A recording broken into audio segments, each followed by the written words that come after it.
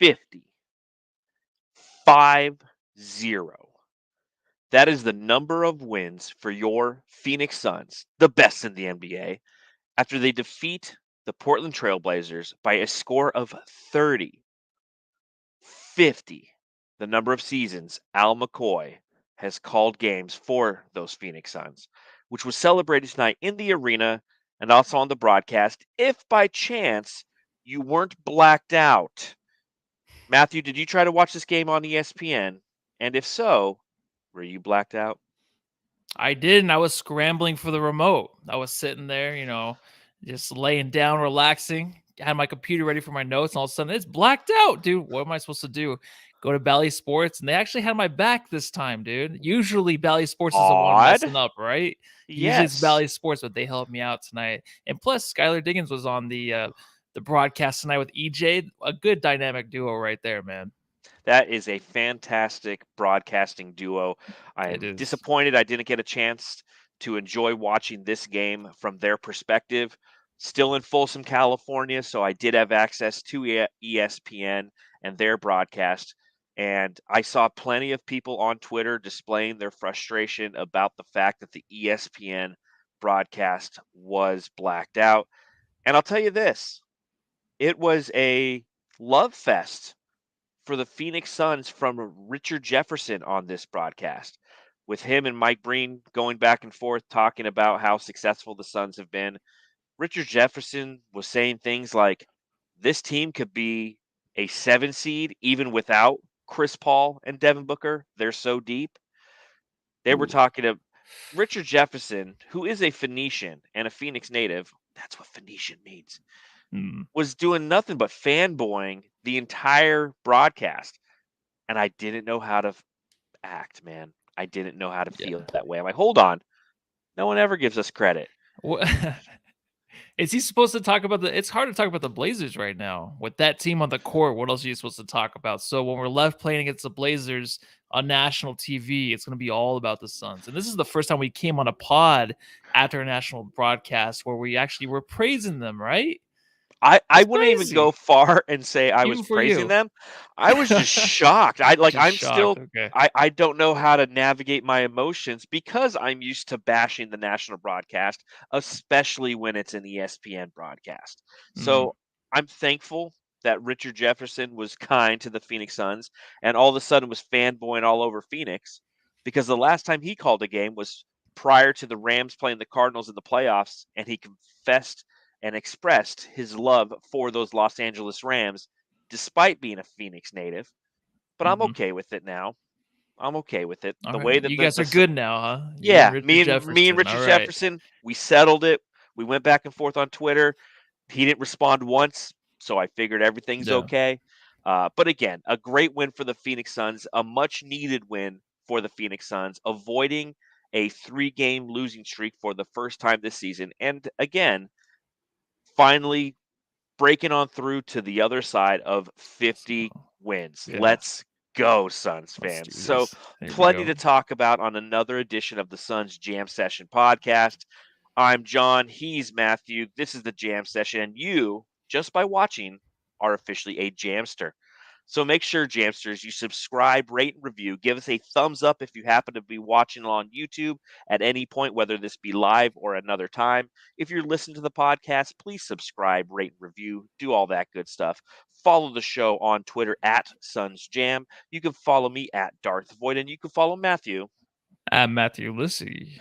On that note, Matthew, I have nothing but an Aquafina tonight. You know, You know what? I got your back tonight, dude. I got a my Coors Light out dude. of the fridge, Yes. and I it's a little. I was gonna say it's a little embarrassing because I just realized I'm wearing the same shirt as last pod, so I hope this just makes up for that, uh, Jamsters. they'll So they'll have to look sorry past it. about that. And you're going to have to get me on this one, because you know what? Been working hard up here in Folsom for the past 5 weeks. Today was the first day we welcomed residents into the community that I assist with.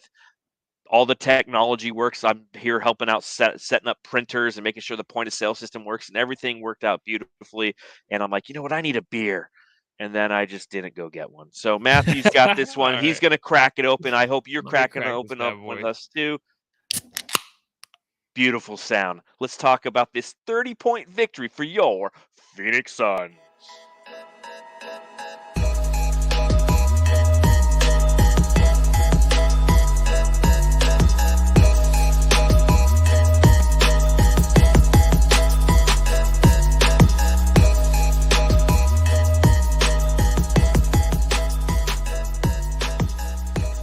Yes, Jamsters, it was an interesting day for all of us as we found out prior to the Phoenix Suns tipping off at home against the Portland Trailblazers that they would be out or be without Devin Booker due to health and safety protocols.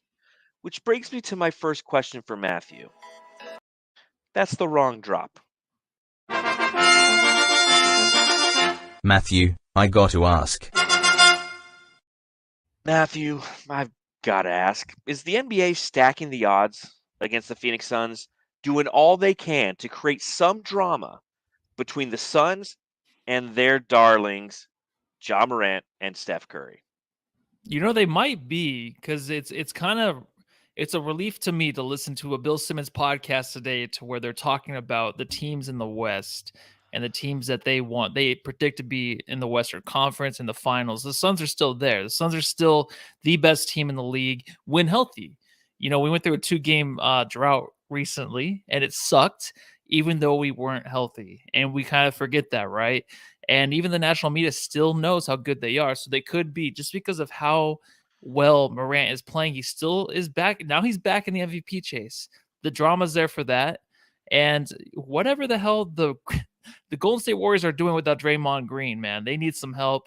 But to have them battle maybe for that 1 seed would be a little bit more dramatic. But in the playoffs, if Draymond comes back and you have Ja Morant playing that way, these games are going to be awesome. They're going to be 7-game series, 6-game series for sure. Of course, I'm being facetious by asking you that question, but it is interesting that the darlings of the NBA, which is definitely the Warriors, we know that, and Ja Morant Yeah. is quickly becoming highlight material, and the Western Conference is kind of a drama-less conference right now. There's plenty of drama in the Eastern Conference. You have James Harden, you have Ben Simmons, you got the Brooklyn Nets, the Philadelphia 76ers, and then just kind of the smorgasbord of teams that are all within games of each other, going from first all the way down to eighth. Whereas in the Western Conference, you don't really see that. So it does feel weird, especially after watching the State of the Union address. And again, I don't want to get all political on You everybody out watch there. that. I always watch it. I watch it every Mm. year. Do It's just, you? yeah. So you watch this in SNL. You're the only one left watching SNL and State of the Union address. And the state I'm joking. facts. I'm I watch SNL every weekend since like '93. I Yeah. always have. But watching the State of the Union address, watching all of the people in the American government, the maskless, like it's almost like COVID, COVID, COVID, COVID, Russia, Ukraine, and they hand off the baton Mm. and whatever to distract them. The America. I don't want to get into all of that stuff, but I don't remember the last time I heard anybody in the NBA go down with health and safety protocols. And as funny as Devin Booker is, I don't know if you saw what he posted, I but did. he Yeah. posted himself He's always good. watching the TV with a Mhm. Corona in front of him, and just like, again, it's interesting. I almost feel like, okay, the NBA sees that the Phoenix Suns are, with this win, are now up 7 games on the Golden State Warriors because they lost to the Timberwolves last night. Yeah. And they're like, God, we got to we got to get this close. We're trying to get this close. And we just, okay, Booker out for a week. We can do that, right? And it sucks. Again, clearly I'm being facetious. Health and safety above all. It's just kind of, conspiracy theory, John. I almost started this podcast with an aluminum foil hat on, but I didn't have time to get an aluminum foil hat nor a beer. So, Yeah. but I just thought, again, obviously the Phoenix Suns navigating a game against a Portland Trailblazers team that has truly and utterly hit the reset button at the trade deadline. were without their two all-star guards. And in doing so, we had an opportunity to see Landry Shamet start a game. But more importantly, we get to welcome back Payne, a guy who doesn't have a drop on this podcast. Payne. Tell me what you saw from him tonight and how did he do filling in for not only Chris Paul, but the newest point guard, Devin Booker, who's out now for probably 3 games. I was thinking, I'm like, what was the cure all of a sudden? I feel like he would have been out a couple games because the Suns always had that leisure of, if there's an injured player, rest him a little extra, like a couple games, maybe a few weeks. Now that Booker was out, it's like we got we got to get this win because you got the Heat, you got the Lakers, you got the Raptors coming up, you got the freaking Milwaukee Bucks on Sunday. We Yeah. have to get these wins while they're there against these crappier teams, but Yes. even if we didn't have Cameron Payne, maybe we could have pulled out, but I felt more comfortable with him coming back. And you forget the confidence he has, kind of, right? When he comes back and he's 0 for 3 to start the game and he keeps shooting and then he makes his 3 finally. But it's good to have him back because you realize like what you miss from him off the bench. You miss that guy, the energy he has, the guy that maybe would have won us a few games the last couple games that we went on that skid.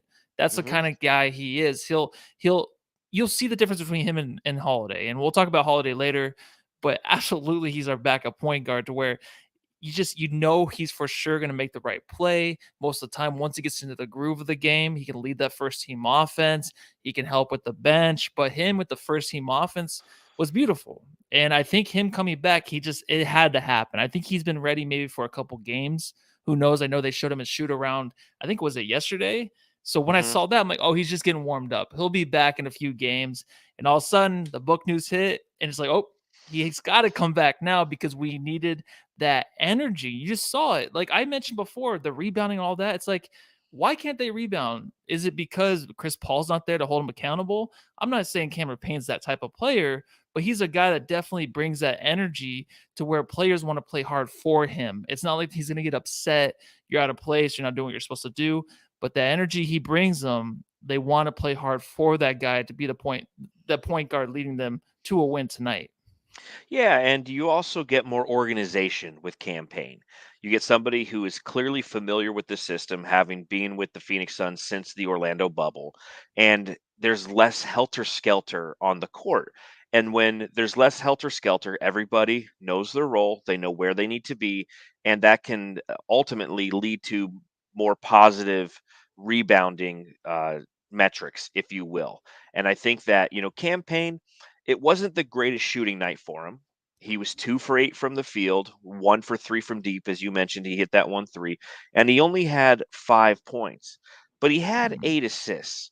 And you felt Right. like there was more organization. Not to say that there is less organization with Devin Booker, but there was more role based organization with him present. And I do think you're right.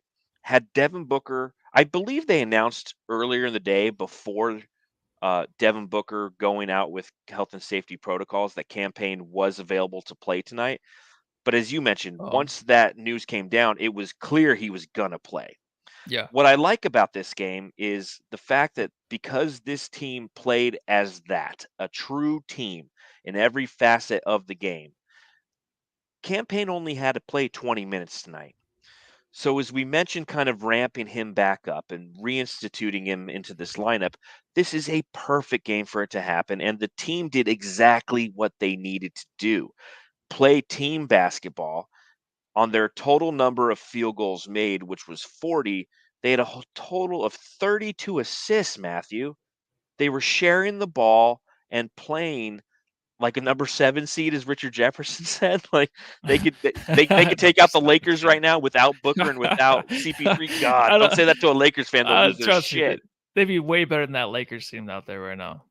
So, Yeah, seriously. But it's because they play that team first basketball. And one mhm. thing that I noted in looking at the statistics is Campaign went out on January 22nd, and that was 16 games ago for the Phoenix Suns.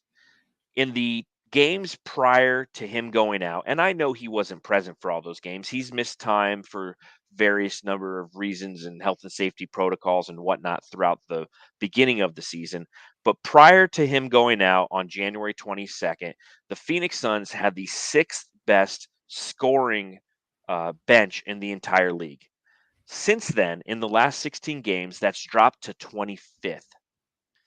Is that 100% on campaign? No, there's way too many variables, but it's an interesting statistic that does display his effect on this team. And I think that we saw it again with the first team unit tonight, as well as the way that the other players responded, including Landry Shamet.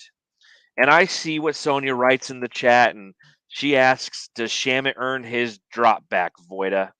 Well, let me just find this real quick and tell you, no, he doesn't. I knew it was coming. I knew the no was coming. I was so scared. I was like, "Is it go?" No. You Gypped get again, nothing. man. I knew you 22 wouldn't minutes pull it. for Landry. He did get the start tonight. 4 for 12 from the field, so 33%.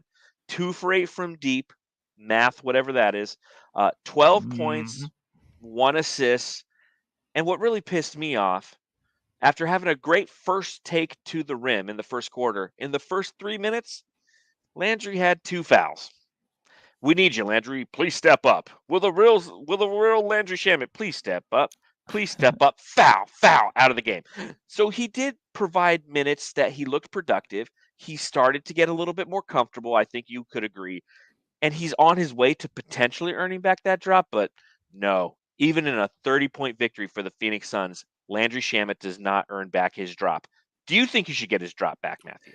No. Even if he scored maybe like 18 points tonight or, like 20 points, something like that, I don't think so. Not yet. It has to be consistent. It has to be something Yes. back to back. We're going to the Spur without Booker, right? See what you can do in the next few games, maybe.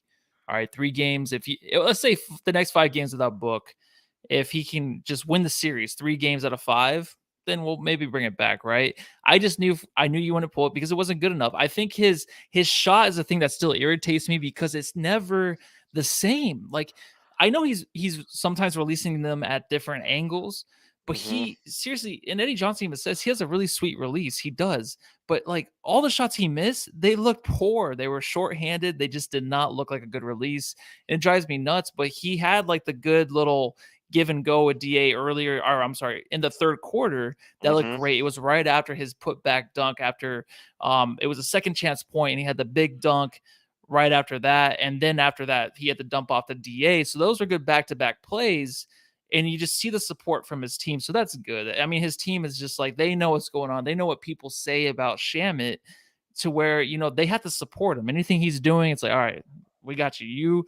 You can keep doing you can keep doing your shit on the court, all right? As long as those baskets go in, we'll support you because you're gonna have to play a lot of minutes. How many minutes did you actually play tonight? Was it only 22? And Yeah. even EJ was saying just playing the full 48. Who cares? Play him as much as you can. And especially in a game like this, I know he came out later in the game, but I would like to see him still play in the fourth, later on in the fourth. I know he came out late. I think it was Payton that replaced him, but he just needs the minutes. He needs the reps. That's the only thing that he's going to help him get over whatever he's going through right now. And the drop will come back. We just have to see better outings consistently. And I think everyone can agree. I think everyone just wants to drop back, right? They want to see it. But you can't. You got to wait. You got to earn it. And his 12 shots tied with Deandre Ayton for the most taken by any member of the Suns. So he definitely was getting his shots up. And I agree with you, Matthew. I would have liked to see him play a little bit more in that fourth quarter just to assist with rhythm. That's the one thing that guy needs, is he needs an opportunity to develop more rhythm. And you're right. He does have a sweet release, but his shot is very inconsistent. And it's funny, my dad gave me a call tonight because whenever, he has Dish Network. And my understanding is Dish Network does not carry Bally Sports Arizona. So anytime the Suns play on a national broadcast, I give my dad a call, let him know what time and what channel. It's a famous 2 words from Jack Voida. Hey, John, what time and what channel? It's that in the Notre Dame games. Always wants to know those. So I told him when the game was on tonight, obviously the blackout, the local blackout for some reason that ESPN did negated my dad from the ability to watch the game. But I gave him updates. And at the end, I told him the guy who had the most points for the Phoenix Suns was Cam Johnson. Lights, Cameron, action. Cam Johnson, 20 points off of the bench. He contributed, and going back to his bench role, he was 6 for 8 from the field, including 4 of 5 from deep. He added in 4 rebounds and 4 assists in only 24 minutes played. And the reason I bring up my dad is after I told my dad, I go, Cam Johnson had 20 points tonight, and he goes, he's like, outside of, he calls him C. Paul. He goes, outside of C. Paul and Book, that Cam guy's my favorite guy. Yeah, I go, why is that, Dad? He goes, he's got the sweetest shot that I've seen in a long, long time, and you know what? I want to marry him. Oh, well, get in line, dude. That's what I told him. Yeah, I go, oh, Matthew first. Oh. But we talk about Landry Shamet and his inconsistency in his shot. And there was one play on probably like the third 3-pointer that Cam Johnson made where it was a fast break. He caught the ball, and he kind of caught the ball behind himself. And he still just pulled trigger, bam, fire. I mean, just even catching the ball not in a position that is conducive of putting up a quality shot in a fast break, running to a spot and then catching it right away, like almost in full motion. Just beautiful mechanics. Beautiful mechanics. 4 for 5 from deep. What did you see from your boy? Yeah, he's right. Sweet shot for sure. And what I thought about tonight was his corner. I think it was from the corner you're talking about when he caught it. Yes. Quick release. Yep. Yeah. So his corner 3 is like the sweetest thing to watch, whether he's in motion or not. I think it's like the third best shot to watch behind Booker and Chris Paul's mid-range game, right? Mm-hmm. It's just absolutely beautiful. And Cameron Johnson, he just doesn't give a fuck at all. Like, he does not care. Like, he's the coolest guy out there. The feelings I have inside when I watch him, it's kind of like you go through the yearbooks and you're just like circling people's and big X's on people's heads. You know, I just have a big heart next to his or over his head, and I have a shrine. I'm building a shrine of this dude. I don't know what else to do to pour my love out there anymore from him, because I love his attitude still. I love that. Just after every shot, he's just I'm like breaking down right now, It's man. just I don't breathe. know. It's gonna be okay. It's pure joy. Yes. And he can run the offense out there with the second unit.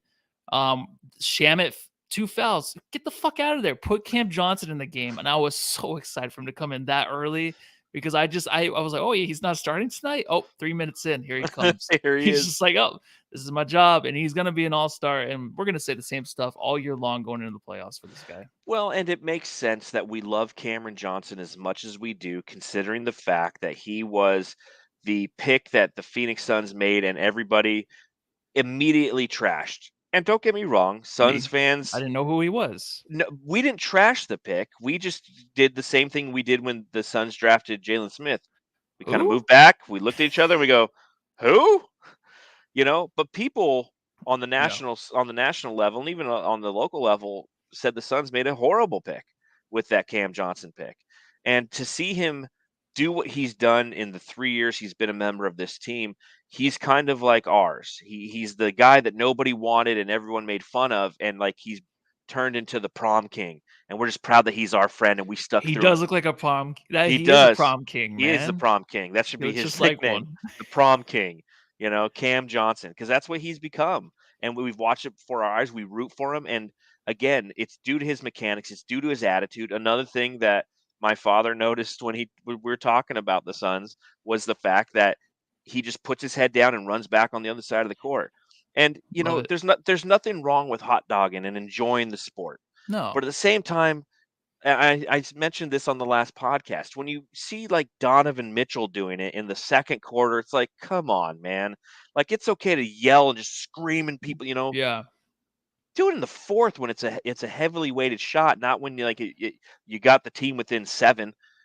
3-pointer within 7. Now it's like, yeah, motherfucker. Yeah. Like Cam Johnson just puts his head down. Did you happen to see the lemonade stand?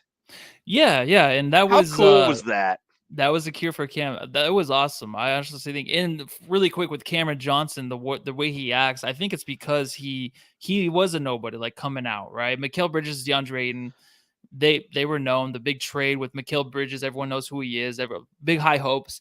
Cameron Johnson has to keep his head down, play and have like the same emotion Chris Paul has out on the court, where every play matters. He holds himself accountable, his teammates accountable. That's just the way he has to be. The lemonade stand is awesome. You go through the countless things that happened the last 2 years with this team, and it's just all of it's hilarious. All of it's so goofy. And today I was even thinking about McGee wearing sunglasses during the game. Like, what the Yeah, fuck is this team? Like, I forgot everything about they that. do is just so hilarious. It's not like McGee, you would think is going to be the goofiest, the funnest guy to watch on the court, off the court, maybe. But as a team, Cameron Payne shows up, Chris Paul shows up. Yep. Everyone's out there having a good Ish time. Wainwright shows up. Were people waiting like 5 hours to get lemonade Yeah. from him? It's crazy. This Valley, the support is there for sure for this team. Absolutely. And, again, his twin, if you will. The Warden is the other guy. My dad is just like, and I love that Mikal Bridges guy. And then I'm like, oh, yeah, the Twins. And I explained to him what the Twins were. Because, again, my dad doesn't watch basketball with regularity. He kind of only sees the Suns when they're on that national TV spotlight. And we were talking about the Twins a little bit. And, Mikal Bridges this evening, 6 for 9 from the field, 15 points. And I've said this when CP3 went down. And it's even more important with Devin Booker out for probably 3 games. My guess is he'll miss that Bucks game. The Suns are going to go as the Twins go. And tonight they combined for 12 for 17 from the field and 6 for 10 from deep for 35 total points. It's not overpowering, but you take into account the fact that neither of them had a play in the fourth quarter. They're the catalyst that took this Phoenix Suns team, allowed them to score 14 more points than the Portland Trailblazers did in the second quarter, and 8 more points than the Portland Trailblazers did in the third quarter, and ultimately put the Suns up high enough to where they didn't need to come back. And that's what's going to have to continue to happen for the Suns to be successful, even when Devin Booker comes back from health and safety protocols. With CP3 out, this team will go as both Cameron Johnson and Mikal Bridges go. They are unbelievably important wing players. Obviously, Deandre Ayton, and we'll talk about him momentarily, will be a factor. But I truly believe that you can look at a win and a loss by the Phoenix Suns and clearly look at the impact that Cam Payne and Mikal Bridges had on that game. Yeah, Mikal, the ball, when he has it down in the low post, I feel like he handles it so much better than what DA does down there, right? I mean, of course, he's longer down there. I mean, his mismatches, the guy he's usually up against down there might be like a shooting guard, a wing defender, but the way he handles the ball, the way he gets a shot up, it's more effective than what DA does down there. I'm not talking about the little DA, the little turnaround jump shot. His little mid-range is perfect, DA. But I'm just saying the way he handles himself around the rim, and DA will get there eventually where he can make plays. But Mikal just already is that way. And I love how you brought up the point where, him and Cameron Johnson, they keep the Suns in the game. They'll bring them back. And usually, like in this game, I was looking out for the times when the offense was in a slump. And if they were going to make dopey-headed plays where, like, even Jay Crowder shoots a long-range air ball 3 and then the next play turns it over, like things like that. And they're up by 15. But I'm like, nope, this is what happens. Like, you guys got to play smart. But then Mikal Bridges, Cameron Johnson really have their back on that because they just took over offensively. And they're like, we can get this team back on track.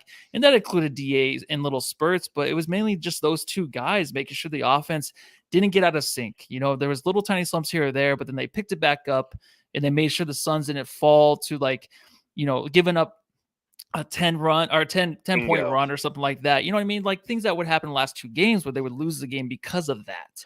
And it's just holding each other accountable. And that's what they did. Both those guys made sure they were like the leaders of the team tonight. No, you're spot on with that observation. And that's really what killed this team against the Jazz is the fact that in the second quarter, when we had a lead, and even against the Pelicans in the prior game, we would give up 11-2 runs because the team offensively couldn't stay focused while allowing the opposition to score on the other end. Defense led to offense for the opposition. 11-2 run happened like that. And then the Suns had dug themselves into a hole large enough that they couldn't ultimately overcome. And that's why they lost those 2 games. Tonight, that didn't happen. Tonight, you started to see the Portland Trailblazers at the beginning of the second quarter have a little pep to their step, and the Suns decided to go on a 3-point barrage. I believe they went 5 for 11 from deep in the second quarter, and that's what negated those little runs that Portland was trying. Portland would score 4 points, three-pointer. They'd score two, another three, and it was just kind of that continual thing that built that lead. And to your point, Matthew, it was led by McHale and Cameron Johnson. Cam was 1 for 1 from deep. McHale was 1 for 2.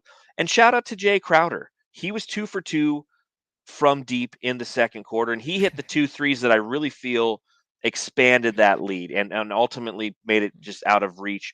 But again, it was a team effort to negate the Portland Trailblazers from having a chance to come back in any capacity in this game. And you know, truth be told, if I was to tell you that the Portland Trailblazers were starting Elijah Hughes, CJ Ellaby, Drew Eubanks, Josh Hart, and Anthony Simons, the expectation would be a win. I don't know if I'd expect a 30-point win, but I'll tell you what, I would expect at least a 10-point win. And I think that's the most pleasing thing about what we saw this evening is when the Suns needed to get a win after 2 consecutive losses. They did it, and they did so in a fantastic fashion without their all-stars. These are the teams you're supposed to beat up on. This is what the Phoenix Suns do now is they beat up on those teams. I believe they are 25-4 or 25-5, maybe 26-5 against teams under 500. That's what you're supposed to do. This was not a play to the level of the competition kind of game. And it was led by the wing play. It was led by who am I kidding? Led by? It was everybody, man. Everybody on this team contributed tonight. Yeah, and also Jay, like he's so funny. Like you're having a good time. Well, first of all, I want to point out like him getting to the line 7 of 9, right? I mean, Yeah. he drawing It's like fouls early in the first quarter. Jeff Macias says it in the chat. He says, I like when Yeah, Boss Man drives. What happens when you drive? You I don't get know to if the I like line. it, but I mean, I love anything he does, just like McGee. But the best thing that he did tonight was we know we're gonna win this game when the play doesn't really go his way. He picks up the ball going out of bounds and just hands it to a fan and just like leaves the fan with Yes. the ball. I'm like, dude, Jay, God, I'm just that stuff's hilarious. I just know for sure the Suns are gonna win those kind of games when he's just messing around having fun like that. No, absolutely. And you know, again, Mhm.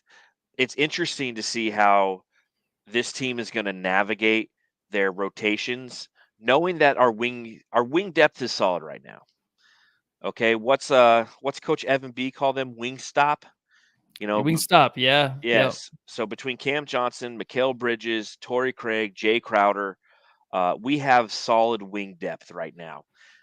The guard play obviously is hampered due to the fact that Devin Booker and CP3 are both not available. Hopefully, again, Booker will be back soon. But that being said, it was interesting to see that the Phoenix Suns started Shamet, started campaign, and Aaron Holiday was the first off the bench. Mhm. How do you think that makes Elfrid Payton feel? I mean, it was coming. I don't think there's any question to where Aaron Holiday is a guy of the energy. Even though tonight, I mean, he came out with the 2 turnovers in a row. He didn't look very good all game. I mean, he's No, kind of he had a like rough one. it was really rough, and he's kind of been kind of rough, just like Torrey Craig kind of lately. He's just kind of been blah. He's a step behind everything. Maybe he doesn't know the plays because EJ and them were talking about. You come on a new team and you're a point guard. You have to know all the plays where everyone's supposed to be. Maybe that's it, but his passes were just way off tonight. Yeah. But I mean, Peyton knows. I think out of anybody on that team, he knows his fate on this team as a third backup point guard right now. Actually, I'm sorry, fourth now. When Chris Paul comes back, so he'll be way back there. He won't even get any minutes. Actually, when he came back into the game tonight, I kind of forgot he was on the team. That's what the way it gets with the Suns team when they're playing so good. You just kind of forget that we did the same thing with Sticks sometimes in games where we're just like, oh yeah, he hasn't played for 4 games. I forgot he actually plays with this team. So that's the way Peyton is. And no disrespect to him. It's just like you have this guy Aaron Hall, you're trying to basically fit in here to be the third point guard. And he can do some damage as long as he's comfortable, he slows it down, give him some more time, and I think he'll be okay. It's been a few rough outings as of late, and it's just things he's doing that's just like, come on, man, you don't need to throw that little lazy pass out to the out. Him and Juice are just throwing these shitty passes Yeah. all over the place. Well, and it was a rough start for Holiday, but ultimately he played 27 Yeah, minutes. He 9 was assists. 3 for I saw 9 the from point the out shitty field, passes. but 9 assists. Yeah, Yeah, I wasn't going to allow you to get away from Well, that that's take the way he without saying that one. started. Yeah, I know. Yeah, I put down yeah, on my notes 9 assists. yes, 9 assists. Did look more comfortable as the game progressed, and it got me thinking, Matthew.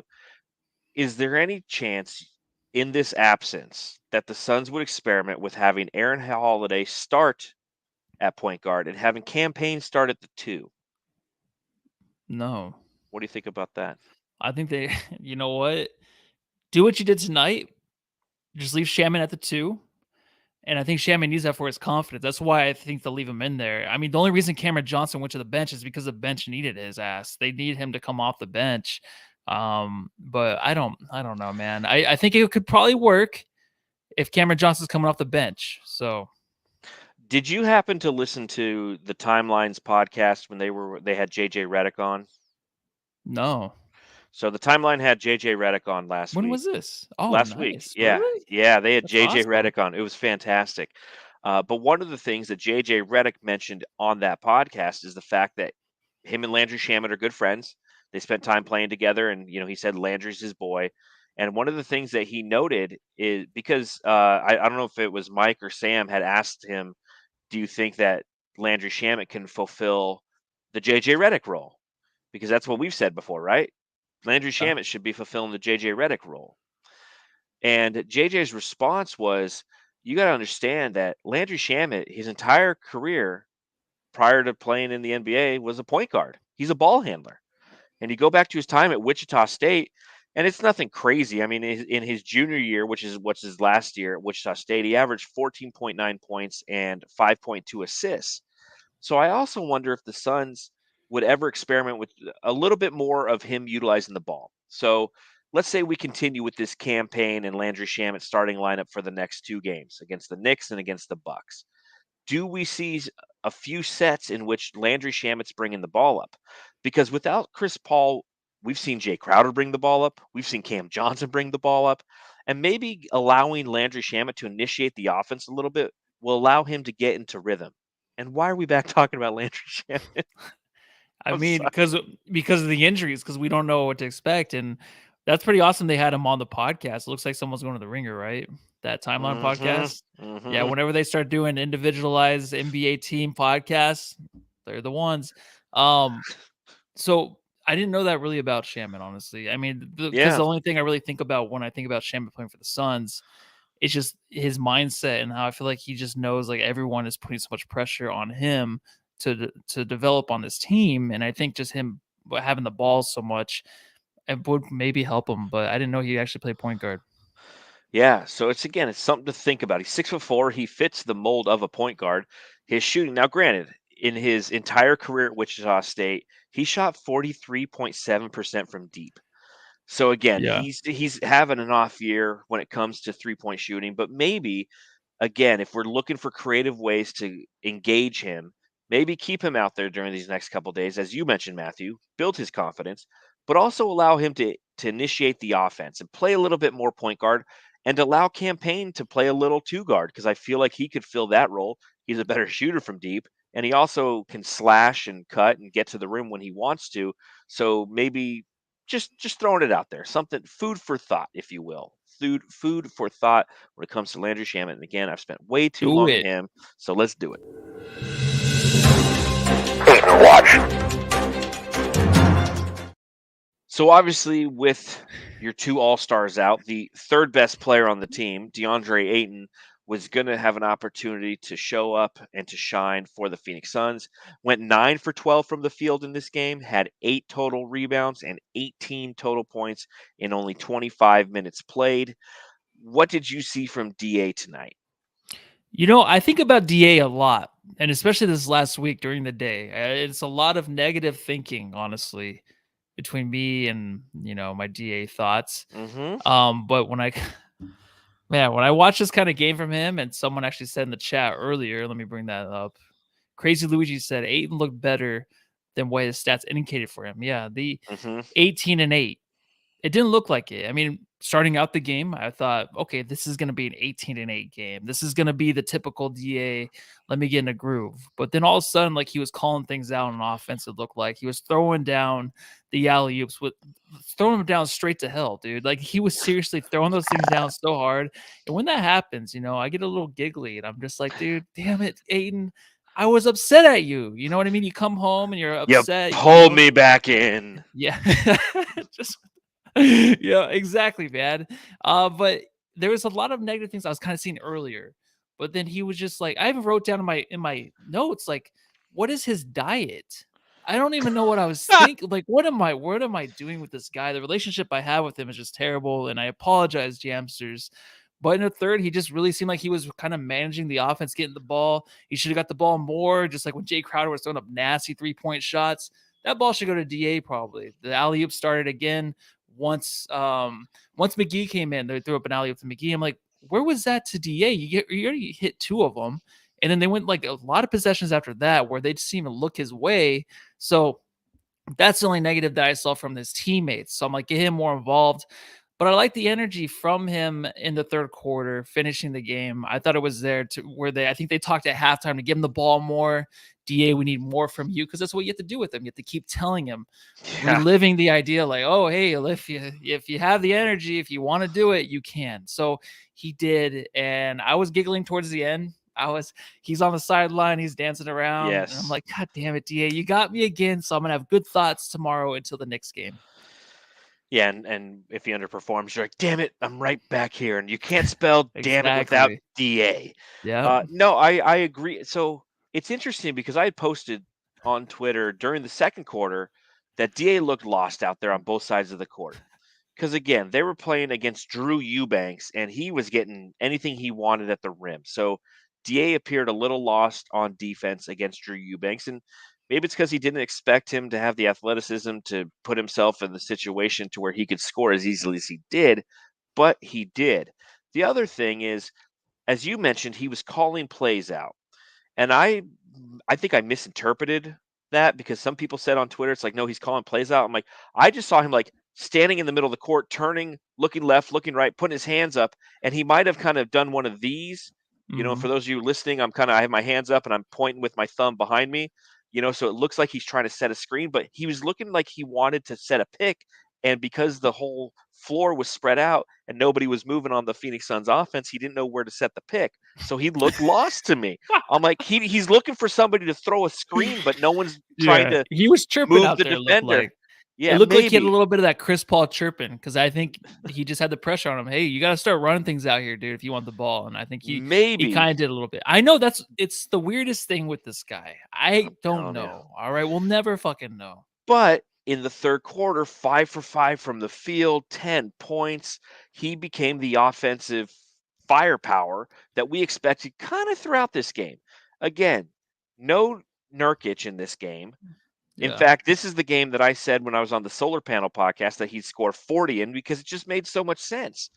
And if we got 3/4 of DA doing what he did in the third quarter, but of course, isn't that the DA story? If we got He's this. always just a side piece, dude. He Yeah, always will be. He he always will always be. will be. So, That's a good and way to look at it. I'll never stop having a lot of hate and love for this guy. Well, and that's because you hate the fact that he isn't the number one option. On a night like tonight, he should have been the number one option. And here Yeah. we are at the end of a 30-point thrashing of the Blazers, and we're saying DA could have done better. That's the DA story in a nutshell. Do we love him? Absolutely. Are we frustrated that he didn't go out there and put up a 30-point performance? Of course. Why? Because he easily could have. But it's just not DA's nature. So it be what it be, and we'll carry on. I do want to say that McGee was hosting a block party tonight, man. I mean, we Yeah. we got a lot better energy from McGee. We mentioned it in the last pod that he just looked kind of discombobulated. Obviously, the size of the Utah Jazz had something to do with that discombobulation. But again, when you're playing the Portland Trailblazers and they have no depth at the big position, you're going to see a lot more of McGee. You're going to see a lot more of him being engaged. 9 total rebounds, 5 points, 4 block shots for JaVale McGee tonight. Back kind of to his goofy self. Some people thought he shouldn't have been teed up on that play. What do you think, Matthew? The one where the guy threw his leg around him. Yes, and hung on the rim a little extra. I don't know. He gave the push towards the end. The push was fine. I think it was just a push, like, hey, can you just fucking knock it off? It wasn't like, hey, I want to start something. It was just kind of like, dude, Yes. a little aggressive there. Just it's a push and look the other way and walk around. That's all it was. So no, absolutely not. I thought even the guy or whatever his name was hanging on the rim, he shouldn't have got technical either. It was just a part of the game. They should just let it go. And of course, they stopped play. And just really quick too, Please. to start the season, the fouls were looking good, right? There's more physical play, but now we're back to averaging basically the same amount of fouls per game in the NBA. Yep. So we're back to it. And here we go. A lot of stoppage. We're going to be complaining about the same shit we did last year. So thanks again. So Well, I was thinking about this. It's baby steps, right?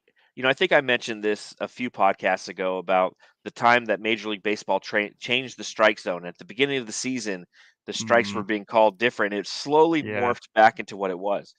I think that with the physicality in the NBA, they started off the preseason and the regular season calling less fouls and allowing more physicality. Obviously, as time has gone on, that it feels like the ticky tackiness is back. My hope is in the long term, over the next 2 or 3 seasons, because they will revisit this in the offseason, as well as hopefully stop the breakaway foul and just turn that into a technical foul like they do in international play. But my guess is they'll revisit this in the offseason, and there'll be some conversation about, hey, we were so close. We were allowing physicality, and then about 2/3 of the way through the season, a lot of that physicality went out the door. Hey, referees, we need you to do it all year long. But I agree with you. Yeah. I definitely think that a lot more ticky tackiness uh, has occurred. And I'll tell you, if you're a fan of Eastern Conference basketball and you watch the Sixers and they've got Joel Embiid and James Harden, you want to talk about a team that lives at the line, Yeah. dude. That is unconsumable basketball. It's frustrating to watch because there's no rhythm to it. What makes the Phoenix Suns such a beautiful team to watch, especially right now, as I mentioned, how many total assists did they have? 32 on 40 makes or whatnot. That's basketball. That's beauty basketball. It's moving it around. It's sharing the ball. It's the art and poetry that is basketball. And then you have the Philadelphia 76ers and those teams that like to slow it down by trying to live at the line. And that's like a haiku. It just doesn't make any sense.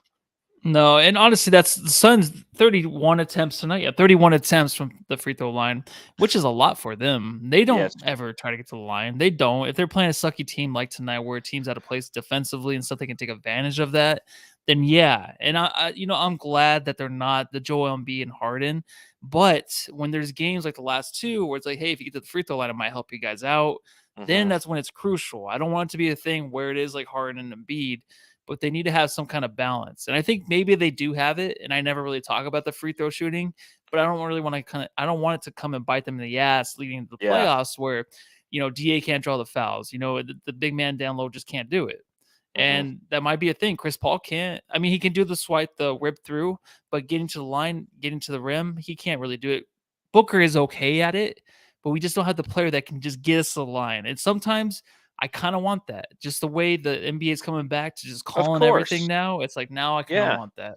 Yeah, exactly. If they're starting to call things again, all of a sudden you're seeing a reemergence of Trey Young. And James Harden's is Yeah.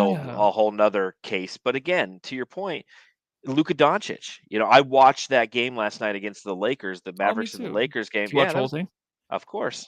I'm I sitting watched in a the first hotel half. That was room. I too. ain't got shit to do. I So I'm watched just the sitting. first half and I watched the last 5 minutes because I woke back up. The So last five anyway, minutes were great. It was a great yeah, performance yeah, by it's pretty good. Luka. I will tip my cap to him. Dude, He played I'm telling fantastic. you, of course, I hate Luca, but last night I was like, holy fuck. In the first quarter, I'm like, this guy is just, I'm about to say, he is amazing to Yeah, watch. he's a great. Sometimes it's just like, I know, but then if When he's he's like not pouty and foul stuff, baiting, yes, exactly. When he's not pouty exactly. and stuff, it's terrible to watch. But when he's that way and they're winning, he is a fun, like one of the top. Of course, he's one of the top players to watch, but Hmm. he is. And we all hate Luka. I hate the Mavericks, Of but course. we have to admit, dude. And I said even in our predictions going into the playoffs, I think this is going to be a tough team. That's going to be tough to get out. But whatever. What were we going to say about the game?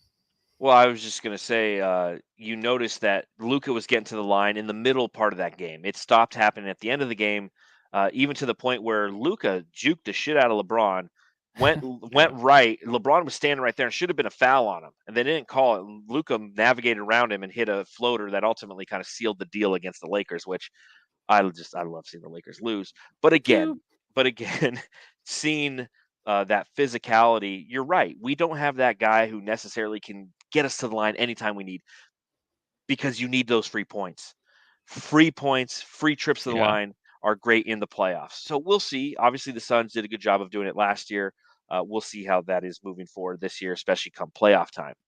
Uh, our good buddy, Coach Evan B from the He's on Fire podcast, actually DM'd me a question that I wanted to ask you on the podcast, Matthew, because we were going back and forth talking about Frank and Torrey Craig and whatnot. And he asked me this: fully healthy, are you playing Frank Kaminsky or Torrey Craig? Well, right now, don't look at the sticks box scores, because that'll give you Yeah. the answer right there, right? Don't look at sticks and what he's doing with that team over in Indianapolis, because What do you have, that 15 and team is 15 tonight off the whatever. bench? Yeah, but that team, it's whatever. He's gonna get a lot of minutes. A lot of teams won't respect anything he's doing. Anybody that came to play the Suns, but even then, like, Sticks was tearing up. I don't even want to think about that. Juice needs to get it together, and he probably will. He's a guy that's, the really good role player we need to fill in the little cracks here and there, do whatever the hell he does out there to help the team win. And it's just not really there. He was throwing some terrible passes tonight, but I would choose right now. This is tough. I guess I would go with Frank, but I don't know. I mean, I give Juice a few more games, man. What's up? It didn't take me any time to answer that question to Coach Evan B. I said Juice. Good. And I love Frank. I do. I'm just like every other, Yeah. warm-blooded Phoenix Suns fan. I like Frank. But Torrey Craig, in my opinion, provides us more offensive and defensive versatility. And it's only been 6 games with Torrey Craig. Okay, tonight was 7. And he was 3 for 8 from the field. He was 2 for 6 from beyond the arc, 5 for 6 from the free throw line, and he had 4 rebounds and 1 assist in the 23 minutes that he played. I like Frank, and the energy that he brings to the team, but as we head towards the playoffs, I want to go for the guy who I know is not a turnstile on defense. I'm not saying Torrey Craig's a shutdown defender, but I am saying he is a much better defender than Frank Kaminsky, in my humble and personal opinion. He has lateral quickness that is far superior than Frank Kaminsky. And again, they played 2 different positions.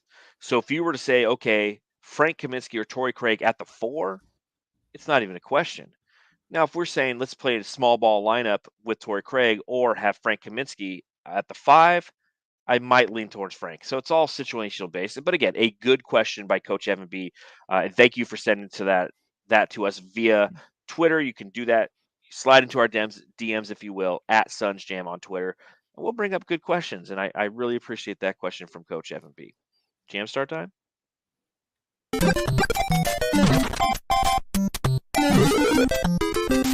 Jam star of the game. All right, Jamsters, this is a reminder to like, subscribe, rate, and review, and twist your nipples. Dang it. Flip your nipples.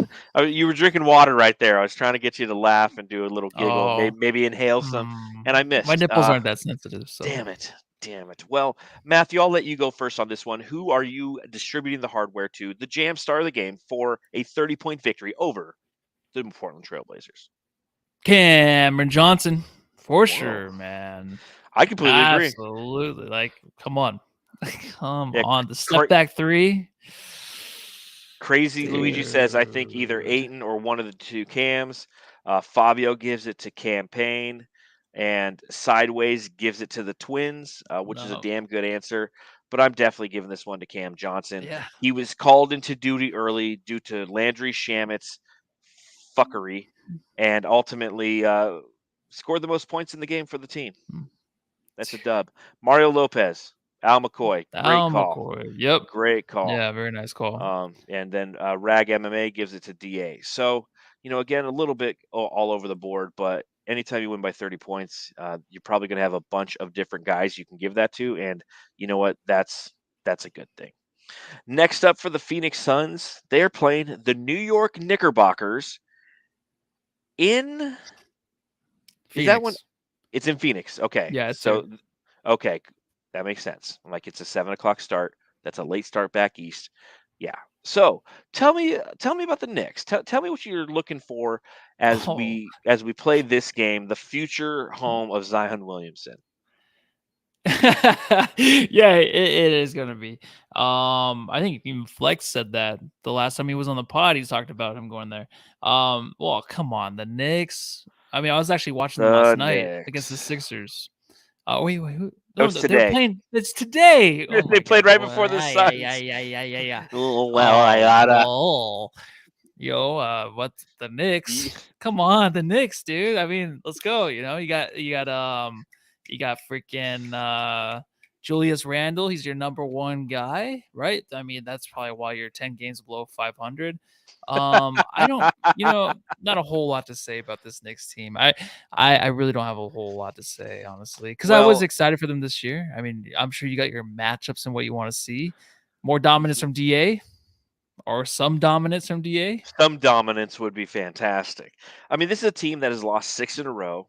When I utilized the word discombobulation earlier in the podcast, I think that personifies the New York Yes. Knicks, a team that's cratering. They're now 25 and 37. They are 12th in the Eastern Conference, last in their division, and not really looking good. I think it really comes down to the fact that from a defensive standpoint, you know, they they can play defense, but their offense just doesn't execute on the other side of the court. Yeah. And it will be interesting again seeing how the Phoenix Suns most likely, I mean not most likely, they will be without Devin Booker and CP3. We will see the same lineup, and tonight this is a team that looked crisp. But this is a team that played a very, very shitty defense. When we did the preview for the Portland game, I mentioned that the defensive rating last in the league or close to it. Opposing points per game last in the league or close to it. That's not the same case when it comes to the New York Knicks. They allow 107 points per game, which is eighth in the league, and their defensive ratings right in the middle at 16th out of the 30 teams in the NBA. It's their offense that scores the 27th most points, and it's their offense that's the 24th out of 30 on an offensive rating that is the challenge for them.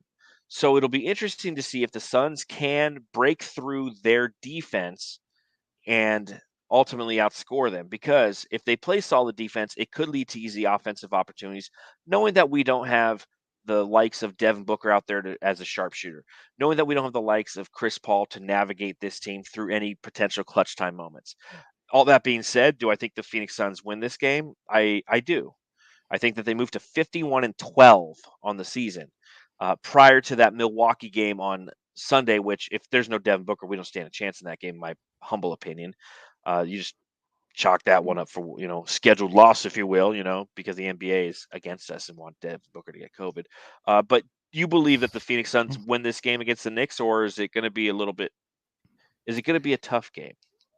I think it'd be tough. I think it will towards the fourth. I don't think it'd be like this where Rag Hmm. MMA says DA is going for 30 and 17 and won't play in the fourth. I hope you're Yeah. right. God, can't DA we can have do one of that any those? goddamn game he wants, and he's not going to start doing Please. it now.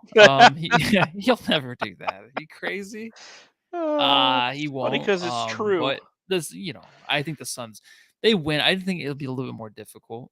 But the thing is, the Knicks are high tempered, dude. They are. So I think if the Suns can really get out to some runs, they can fall apart Hmm. easily. So it can go either way, but I'm predicting a Suns win. Yeah, the key is get under their skin, show that coach Tom Thibodeau who the real coach of the year is, and Yeah. let the Suns roll, baby. Let the Suns roll. I mean, this is game 2 for the Knicks on a 7-game road trip, but as we know, the Phoenix Suns have the best record in the NBA, and everybody wants a shot at them. So we'll see come Friday night. Matthew, do you have anything else you want to discuss before we go ahead and bounce? Let me go through my notes. Let me scroll all the That way should be a segment. enough. It is. I'm trying to make it into one. You should make a segment. Let me It's go like through my notes. you hit the drops, and she should let me go through my notes. See what's crazy is like I always think I'm like we're never gonna get through all these notes, but then we think alike, dude. Well, there's only so much you could talk about in one game for 1 hour, so you know what I mean. We hit on the same stuff always. Yeah, well, we're So no, I watching don't the have any same game. notes. So, well, on that note, Jamsters, again, we appreciate you taking some time out of your day to watch this after the Suns game. Or if you're watching this, well, it's always going to be after the Suns game because today's game will forever be in the past. But whether you're watching along live or you're watching this later, please hit that subscribe button, hit that thumbs up button. That's the big one that I really appreciate. And if you're listening, subscribe, rate, and review, and all that fun stuff as well. And if you don't, fuck you. Okay? No, I'm just kidding. No, we appreciate you guys. It's always fun coming on here. Again, one of the things I was talking about with my dad is just how fun this team is, and my dad just he said it after I told him. Right, he called me with like a minute left. He goes, "So, what's the score?" I'm like, "Dad, they're up 30." He goes, "They don't have C. Paul and Devin Booker, and Mhm. they're up 30." I go, "Yeah, Dad." He goes, "That's a championship team, John." I'm like, "Dad, stop, stop! Daddy, I Don't love say it! Don't say it! you. Don't say it." So we'll see, But again, thanks for joining us for another edition of the Suns Jam Session podcast. Please follow the show at Suns Jam on Twitter. You can follow me on Twitter at Darth Voida. You can follow Matthew on Twitter. Matthew, let's see. And we'll see you come Friday evening following the Phoenix Suns and the New York Knickerbockers. Go home and love John's daddy. What do you mean?